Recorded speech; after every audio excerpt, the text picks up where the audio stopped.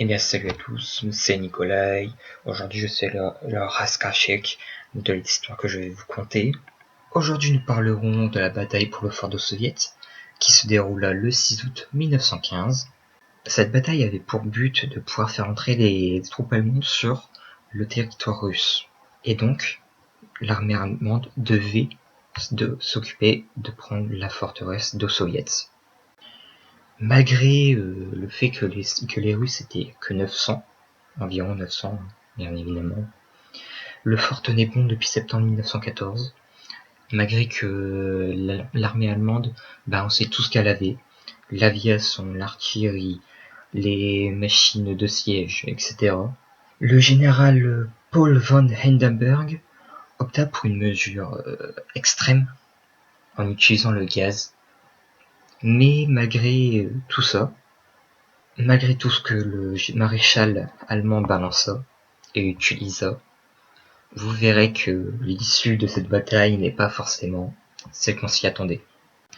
Les Allemands étaient de leur côté à peu près 8000, on suppose à peu près 8000 hommes. Les Russes de leur côté étaient dans leur forteresse avec 900 soldats, quelques mitrailleuses, mais ils s'en sortaient plutôt pas mal. Un bon matin, le 6 août 1915, il y avait un excellent temps pour balancer le gaz, donc le maréchal ordonna l'usage de l'arme chimique.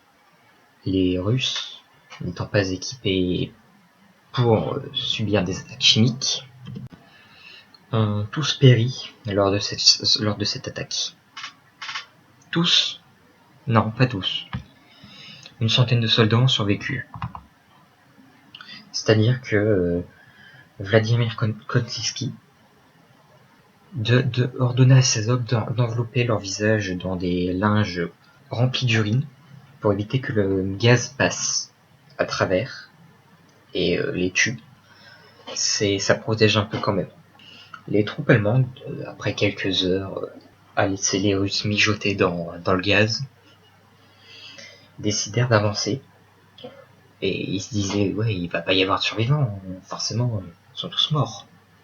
À part quelques hommes qui auraient survécu, donc ils avancent, doucement. Et tout à coup, ils regardent vers le haut du fort. Et voyaient une centaine de Russes foncer sur eux avec leurs baïonnettes. Les Allemands, terrifiés de ce qu'ils ont vu, de ce qu'ils étaient en train de voir, au lieu de combattre, de tirer, forcément ils étaient 8000 contre une centaine, tellement ils étaient terrifiés, ils ont décidé de battre en retraite. Mais ils se sont pris dans leur propre barbelé, ce qui fait que une grosse partie périrent dans cette attaque. On décompte alors que plus de 850 soldats russes sont morts et 7000 soldats allemands sont morts.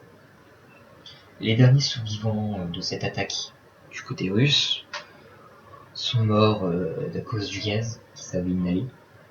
Le lieutenant Vladimir Kotlinski mourut à cause du gaz le soir même de la repousse de cette attaque. Bien que cette attaque fût honorable par la bravoure de ces soldats russes, la forteresse a dû être abandonnée le 22 août 1915, étant donné que les combats avaient changé de ligne de front. La forteresse de Soviet n'était plus nécessaire à défendre. Mais les soldats russes n'ont pas abandonné la forteresse comme ça, ils ont décidé de la saboter et de quitter le front. Quelques mois plus tard, l'armée russe doit se retirer de la Première Guerre mondiale pour justement gérer une crise qui est la révolution d'octobre 1915 en Russie. Mais ça, c'est une autre histoire que je vous raconterai une autre fois. Bonne journée à vous.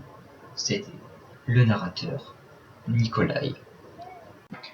Petit tas d'après montage, je tiens à préciser que je mettrai en description les liens vers des sites expliquant mieux la bataille parce qu'une vidéo ne suffit jamais. Une simple vidéo ne suffira jamais pour expliquer toute une bataille. Bref, je vous laisse, à plus.